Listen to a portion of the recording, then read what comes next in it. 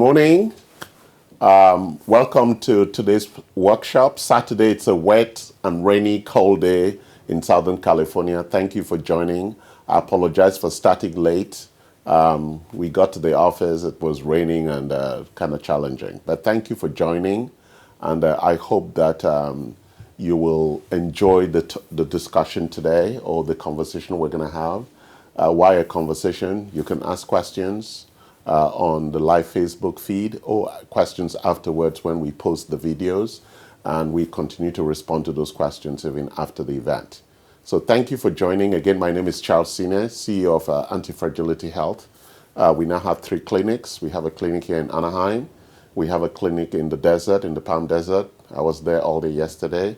And we have a clinic in Vietnam. I haven't been back to Vietnam for some time, but that clinic is doing well, and we're opening quite a few services there. We've started with our detox program and some of our diagnostics, and also we're going to be launching our IV therapy programs there shortly. So thank you. So let's talk today about our topic today, which is strategies for longevity. So this is going to be a series of conversations over the next 4 weeks, where I'm going to take each of these topics. I think it's going to be 5 weeks, and we're going to go in depth each week. Today, I'm going to give you the overall blueprint for the conversation, and then every other Saturday, we're going to take one of the levers, one of the things that you can use to push for longevity, to achieve longevity. So let's start by looking at longevity. So longevity is really around the concept to live long and to live a healthy life. How do you live a long and healthy life? It's the desire we all have, and I think it's a very important thing. And in conversations about it, we tend to break it into what we call health span and lifespan. And what we are trying to do when we talk about health span and lifespan is that we're trying to look at this graph. This is your health span, how long you're healthy, and this is your lifespan.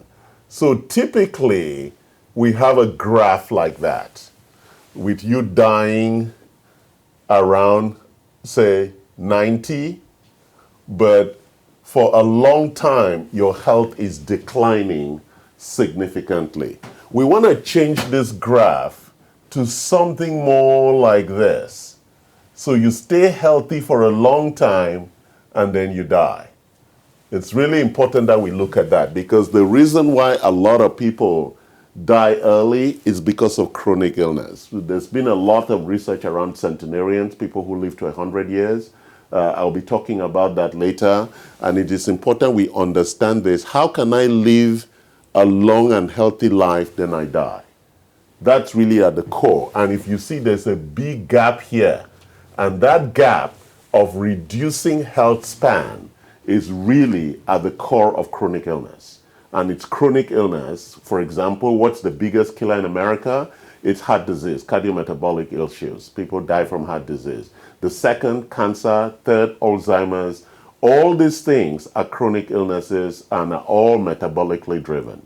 And so that's overall what we're going to talk. So what are the 5 levers that would help you change the dynamics of that graph, in that we want to push this towards that upper limit?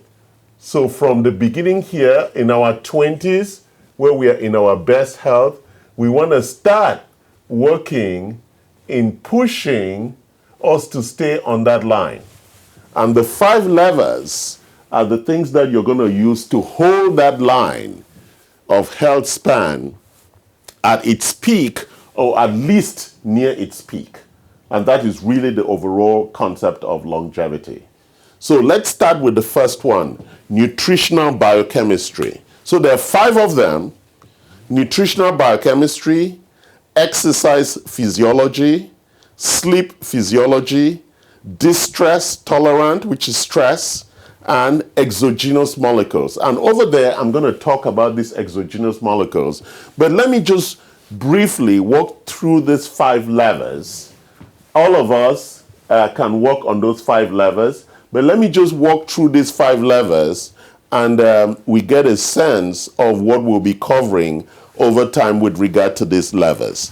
So number one, nutritional biochemistry. So there are a couple of things in nutrition that most people already know. So we already know three things that we want to address. Number one is calorie management. So we know that if you eat foods that have low calories, long-term, or what we call caloric restriction, CR, we're going to be talking a lot more about that. Calorie restriction is a critical part of our underlying biochemistry. The second thing we'll talk about there is what we call time-restricted feeding, right? We want to make sure that you eat only during the daylight period when the sun is up. So a lot of people do time-restricted feeding, and then we have intermediate fasting, right? And diet restriction. So when we look at all these four strategies around nutrition, and what are the big five drivers of macromolecules in nutrition? We have proteins, carbohydrates, fat, fiber, and water. So when we're talking about nutritional biochemistry, those are the five things we're talking about. So there is calorie restriction, there is time-restricted feeding, there is intermittent fasting, and there is diet restrictions, right? And it depends on the person of how we then structure that overall biochemistry, right? So let's go to the second one, exercise physiology. In exercise physiology, one of the biggest reasons why people die early, they typically die from falling. And as you grow older, the ability to keep the structure erect, stable, in balance, and flexible becomes really critical. We have no choice but to really work on strength, on stamina, on balance, and on flexibility. Those four things are really critical for what we call exercise physiology. The ability to touch our toes, the ability to jump, the ability to fall and have the flexibility in falling, because we all learn how to fall, whether it's in boxing or soccer or football. And just the ability to keep yourself in balance. For example, I have recently got some TMJ solutions for my mouth that really has improved my balance in tennis. I used to, when I hit the ball, would find it very difficult to regain my balance, but I didn't know that was coming from my TMJ. And with the implants that I now have in place, I can see that my balance as I hit the ball, right, that dynamic process of hitting and staying in balance is a very critical part in making sure you hit tennis balls or golf balls properly. And so it's a very important issue. And that was exercise physiology. We really need to exercise. There is no excuse for not exercising. You have to exercise. It's critical. The third one is sleep physiology. We're going to spend a whole workshop on these topics. So right now I'm just giving you highlights around it. You need to sleep at least 7.5 to 8 hours every night. And you need to sleep at night when the sun is down. And there are real issues with regard to your melatonin levels and the reset of your body clocks and the amount of REM sleep. It's very, very complicated, but it's a critical requirement for the body, that the body gets enough rest and the right kind of rest. So for example, for people who have sleep apnea or who snore, during that, when they are sleeping, the brain is not getting enough oxygen, and it increases the complications of diabetes, heart disease, and other things that will come. So sleep physiology is really another critical aspect of levers that you can use to control your longevity. Distress tolerance. We all know about stress, and we know that stress has actually 4 components. It comes from our perception. And so when I go deep into this, I talk about our expectations and our perception, or the gap between perception and expectations. And that gap, the gap of satisfaction or the gap of fulfillment, is a very challenging issue with regard to our perceived stress. The second area of stress is stress that comes from sleep, or the lack of sleep, or sleep that is not very good physiologically. The third area of stress is from inflammation. It puts a lot of stress on the immune system and cytokines.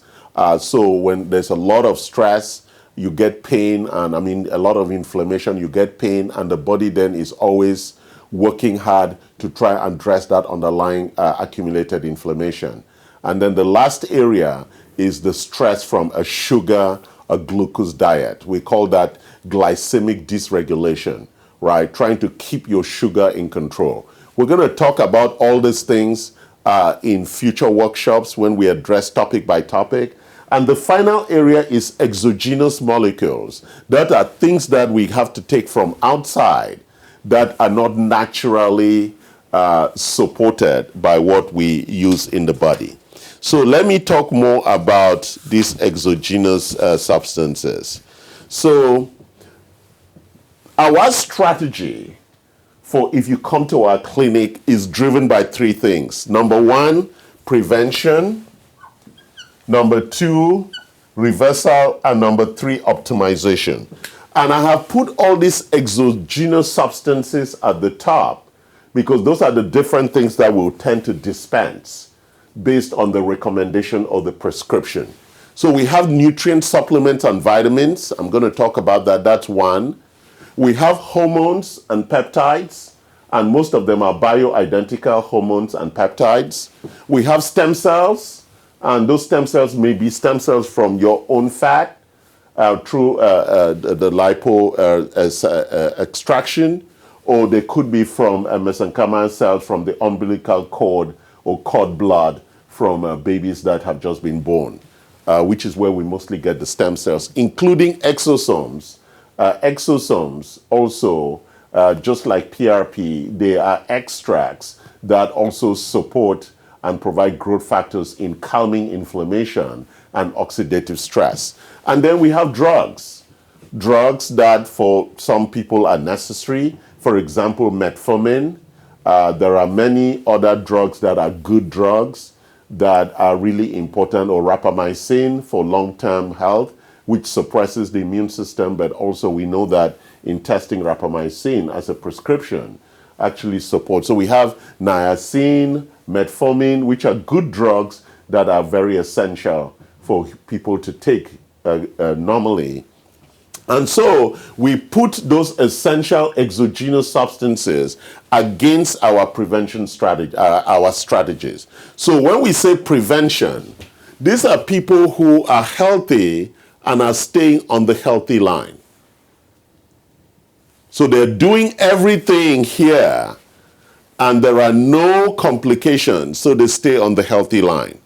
Reversal are for people who've developed imbalances. We have 10 areas of imbalances, and we're going to be talking about that in our 6th session.